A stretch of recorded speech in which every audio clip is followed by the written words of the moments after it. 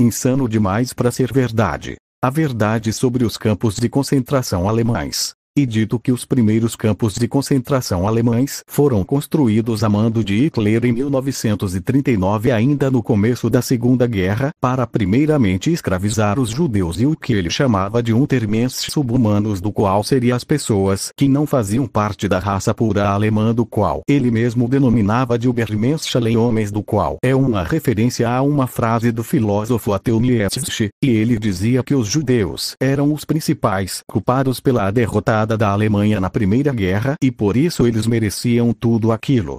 Fora que em sua mente psicótica os judeus tinham um plano chamado de Plano Kalergi, do qual buscava miscigenar a raça europeia, assim gerando uma nova geração de povos mestiços e pardos, assim acabando com a tão pura raça alemã. Os judeus já eram odiados pelo povo alemão antes do Holocausto, isso por causa que eles eram conhecidos como ciganos e de novo infiltrados que buscavam miscigenar a raça alemã. Mais tarde, com a ocupação alemã na França e na Polônia, campos de concentração também foram construídos lá, inclusive na Itália também, do qual era aliada da Alemanha na guerra, e no Japão, do qual eu falarei em um outro vídeo.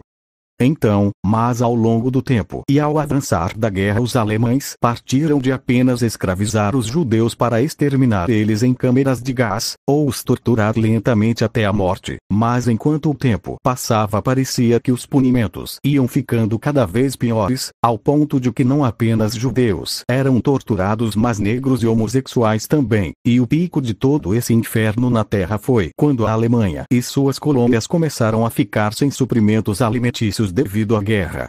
Assim levando os alemães a começar a processar a carne humana de judeus em todo o país. Não era raro você entrar em um açougue alemão dessa época e se deparar com uma fileira de cabeças humanas decepadas. E o pior é que todo mundo comia, desde adultos até crianças e animais, já que aquela era a carne que mais era produzida em massa e a mais fácil de se fabricar, segundo eles.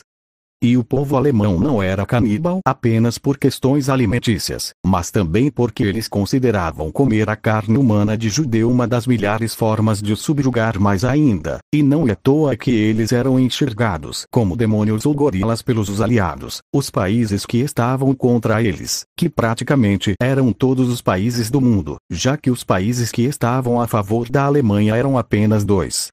Já na Itália, os judeus eram apenas escravizados e de vez em quando mortos em câmeras de gás. Parecia que os alemães eram os segundos mais cruéis deste trio, já que os japoneses ocupavam esse lugar em liderança.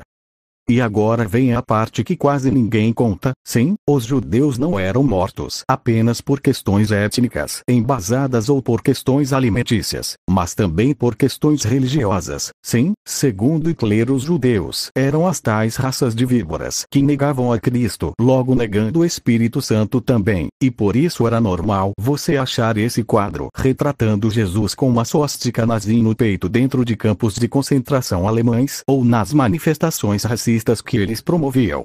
Se Deus existe, ele terá que implorar pelo meu perdão. Frase escrita por um judeu em um dos campos de concentração.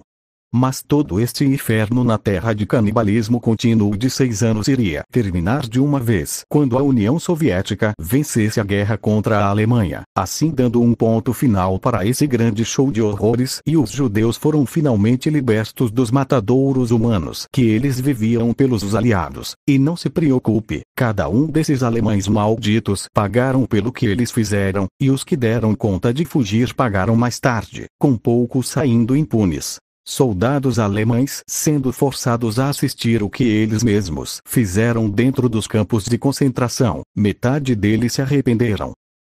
E todos os líderes que vieram após a morte de Hitler pediram perdão pelo que a Alemanha fez no passado. E hoje a Alemanha tem que pagar uma dívida histórica pelo que ela fez com os judeus, fora que o passaporte alemão é barrado em mais de 16 países.